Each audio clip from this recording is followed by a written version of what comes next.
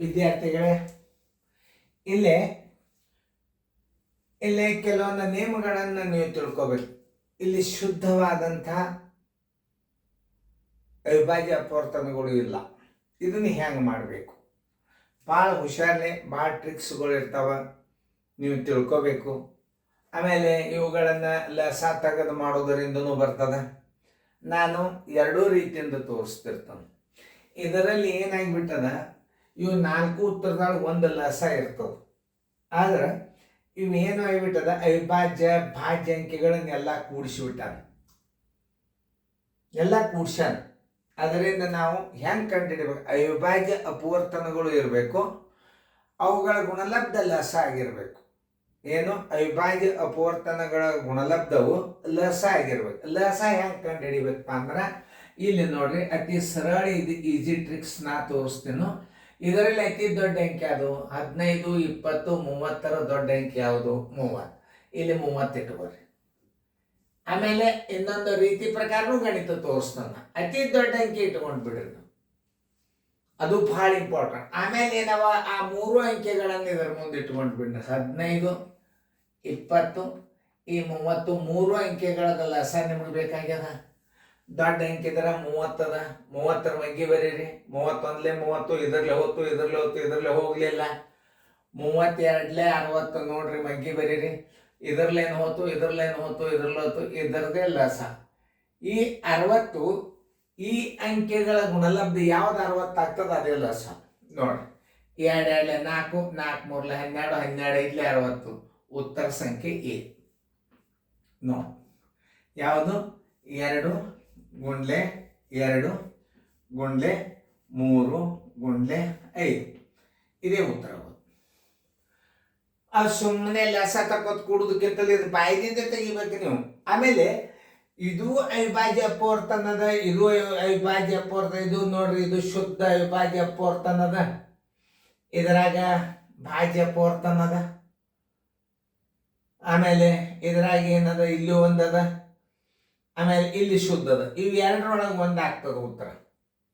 ಅದನ್ನು ಅರ್ಥ ಮಾಡ್ಕೊಬೇಕು. ಯಾಕಂದ್ರೆ ಇವುಗಳ ಗುಣಲಬ್ಧ ಲಸ ಆಗೋದೇ ಇಲ್ಲ. ಯಾಕಂದ್ರೆ ಲಸ ಬರ್ಬೇಕು ಎಷ್ಟು? ನೀವು ತಿಳಿದ ಮಟ್ಟಿಗೆ 60 ಬರ್ಬೇಕು ಲಸ. 60 ಯಾವ್ದಾಗ್ತದೆ? 5 3 15, 15 2 30. ಇದು ಆಗುದಿಲ್ಲ, ಅಂದಾಗಿದೆ ಆಗ್ತದೆ. ಹಿಂಗೆ ತಿಳ್ಕೊಳ್ಳೋದಿರ್ತದೆ. ಆಮೇಲೆ ಇನ್ನೊಂದು ರೀತಿ ಒಳಗೆ ನೀವು ಈ 15, 20, 30 ಲಸ ಕಂಡು ಹಿಡಿಯಾಗ ಏನು ಮಾಡ್ಬೇಕಪ್ಪ ಅಂದ್ರೆ, ದೊಡ್ಡ ಅಂಕಿ ನೀವು ಮಗ್ಗಿ ಬರ್ಕೋತ ಹೋಗ್ಬಿಡ್ರಿ.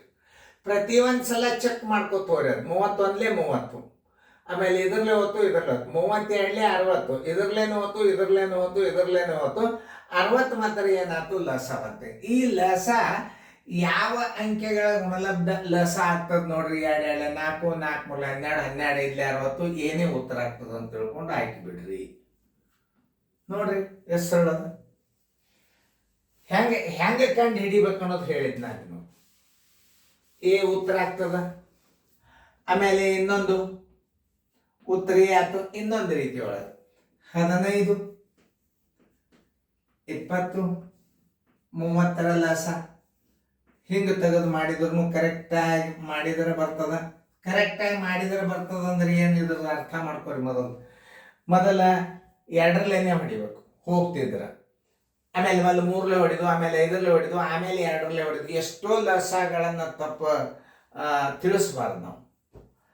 ಕ್ರಮಬದ್ಧವಾಗಿ ಲಸ ಹೊಡಿಬೇಕಾದ್ರೆ ಅವಿಭಾಜ್ಯ ಸಂಖ್ಯೆ ಯಾವುದು? 2 2 ಆದ ಕೂಡಲೇ 3 3 ಆದ ಕೂಡಲೇ 5 5 ಆದ ಕೂಡಲೇ 7 7 ಆದ ಕೂಡಲೇ 11. ಇದು ಕ್ರಮಬದ್ಧವಾದ ಅಂಕೆಗಳಿಂದ ಲಸ ತೆಗಿಬೇಕು. ಅಂದ್ರೆ ನಿಮಗೆ ಅಪವರ್ತನಗಳು ಸಿಗ್ತಾವೆ. ಇರ್ಲಿಕ್ಕೆ ಮನುಷ್ಯ ಬಂದಂಗೆ ಹೊಡೆದು ಬಿಟ್ರೆ ನಿಮ್ಗೆ ಅಪವರ್ತನಗಳು ಕನ್ಫ್ಯೂಸ್ ಆಗಿಬಿಡ್ತಾವೆ. ಈಗ 2ರಲ್ಲೇ ಹೊಡೀರಿ, 2ರಲ್ಲೇ ಹೋಗಂಗಿಲ್ಲ. ಇದು 15ಕ್ಕೆ 15 ಇಡ್ರಿ. 2 10 2 15 ಮತ್ತೆ 2ರಲ್ಲೇ ಹೋಗ್ತದೆ ನೋಡ್ರಿ. ಮತ್ತೆ 2 ಇಡ್ರಿ. 15ಕ್ಕೆ 15 2 5 10 ನೋಡ್ರಿ. 15ಕ್ಕೆ 15 ಇಡ್ರಿ. ಇನ್ನು ನೋಡ್ರಿ 2 ಆದಿಂದ ಕಂಪಲ್ಸರಿ 3 ಉಪಯೋಗ ಮಾಡ್ಬೇಕಂತ ಹೇಳಿ ನಾನು. 3 5 ನೋಡ್ರಿ. 5ಕ್ಕೆ 5 3 5 ನೋಡ್ರಿ. ಅಪವರ್ತನಗಳು ಎಷ್ಟು ಕರೆಕ್ಟ್ ಬಂದು ನೋಡ್ಕೋರಿ. ಕರೆಕ್ಟಾಗಿ ಬಾಕ್ಸೋದು ಕಲಿಬೇಕು. ಮಲ್ಲ 5 1 5 1 5 1 2 2 3 5 2 2 3 5. ಉತ್ತರ ಸಂಖ್ಯೆ ಎ. ಇದೆಲ್ಲ ಹಿಂಗೆ ತೆಗೆದು ಹಾಕೋದಕ್ಕಿಂತಲೂ LCM = 2 ಗುಂಡ್ಲೆ 2 ಗುಂಡ್ಲೆ 3 ಗುಂಡ್ಲೆ 5 ಎಲ್ಲದ ಅದಕ್ಕೆ ಹಾಕಿಬಿಡ್ರಿ. ಹಿಂಗೆ ಮಾಡ್ಕೋತ ಕೂಡಿದ್ರೆ ಟೈಮ್ ಆಗ್ತದ. ಇದು ಶಾರ್ಟ್ ಮೆಥಡ್. ನೀವು ಹಿಂಗೆ ಕಲಿಬೇಕು. ಲೆಸ್ ಆಯ್ತು ಅಂತ ಕಲಿತೆ ಬಂದಿರ್ತೀರಿ. ಹಿಂಗೆ ಮಾಡೋದು ಎಲ್ಲರೂ ಕಲ್ತಿರ್ತಾರೆ. ನಮಗಿದೇನು ಅಷ್ಟು ರೀತಿ ಪ್ರಕಾರ ಗಣಿತ ಮಾಡೋದು ಬೇಡ, ಯಾಕಂದ್ರೆ ಅಲ್ಲಿ ಟೈಮ್ ಇರಂಗಿಲ್ಲ. ಲೆಸ ಹೆಂಗೆ ಬಾಯ್ದಿಂದ ತೆಗಿಬೇಕು ಅನ್ನೋದನ್ನು ತೋರಿಸಿದ್ ನಾನು ನಿಮಗೆ. ಆಮೇಲೆ ಇದನ್ನು ಹಿಂಗೂ ಮಾಡ್ಬೋದು. ಆಮೇಲೆ ಈ ಉತ್ತರಗಳು ತೆಗಿಬೇಕಾಗಿದ್ದರೆ ಹೆಂಗಿರ್ಬೇಕಂದ್ರೆ ಶುದ್ಧವಾದ ಅವಿಭಾಜ್ಯ ಅಂಕೆಗಳಾಗಿರ್ಬೇಕು. ಯಾಕಂದ್ರೆ ಹಿಂಗೆ ಜರ್ ಕನ್ಫ್ಯೂಸ್ ಕೊಟ್ಟಿದ್ದ ಅಂದ್ರೆ ನೀವು ಏನ್ ಮಾಡ್ಬೇಕು, ಮೊದಲು 15-20 ಬಾಯಲ್ಲಿ ಲಸ ತಕೊಂಡು ಯಾವ ಅಂಕೆಗಳ ಗುಣಲಬ್ಧ ಲಸ ಆಗ್ತದ ಅದಕ್ಕೆ ಉತ್ತರ ಹಾಕ್ಬಿಡ್ರಿ. ಇದು ಸರಳ ರೀತಿ. ಚಂದ ಅಂಶ ಬರ್ಕೊಡ್ರಿ.